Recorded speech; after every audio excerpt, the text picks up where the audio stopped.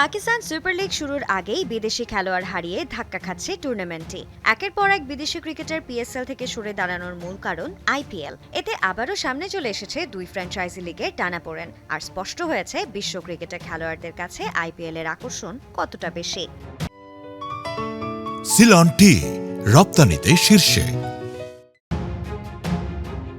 এই তালিকায় আলোচিত নামগুলোর একটি দাসুন সানাকা। শ্রীলঙ্কার এই অলরাউন্ডারকে দলে ভিড়িয়েছিল লাহোর কালান্দার্স, কিন্তু তিনি সরে দাঁড়িয়েছেন আইপিএলে যোগ দেওয়ার সম্ভাবনা সামনে আসতেই। ভারতীয় গণমাধ্যমের একাধিক প্রতিবেদনে বলা হচ্ছে, স্যাম কারানের ইনজুরি শূন্যতা পূরণ করতে রাজস্থান রয়্যালসের রিপ্লেসমেন্ট হিসেবে যোগ দিচ্ছেন সানাকা। এর আগে জিম্বাবুয়ের পেসার ব্লেসিং মুজরাবানি পিএসএল ছেড়ে কলকাতা নাইট রাইডার্সে যোগ দিয়েছেন। ইএসপিএন ক্রিকেট ফর প্রতিবেদনে বলা হয়েছে, তিনি ইসলামাবাদ ইউনাইটেডকে নিজের সরে দাঁড়ানোর সিদ্ধান্ত জানিয়ে দেন।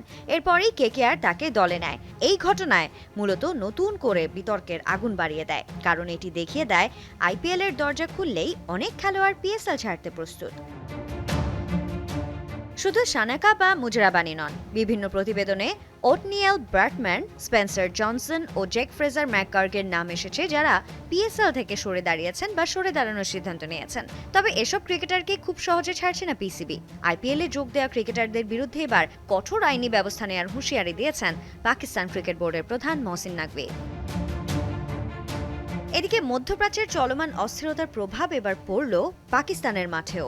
বড় কোনো অঘটন এড়াতে ও উদ্ভূত পরিস্থিতির কারণে পিএসএল এর এই আসর দর্শকশূন্য স্টেডিয়ামে আয়োজন করার সিদ্ধান্ত নিয়েছে পিসিবি। শুধু তাই নয়, 6টি ভেন্যুর বদলে পুরো টুর্নামেন্ট গুটিয়ে আনা হয়েছে মাত্র 2টি শহরে। লাহোরে হতে যাওয়া জাঁকজমকপূর্ণ উদ্বোধনী অনুষ্ঠানটিও বাতিল করা হয়েছে।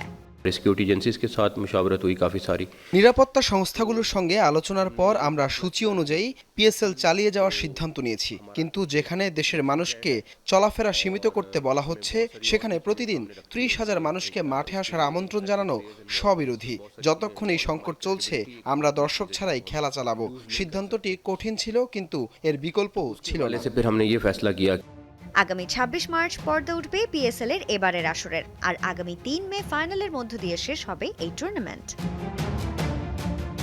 Sanjana Ivy, Jamuna sports.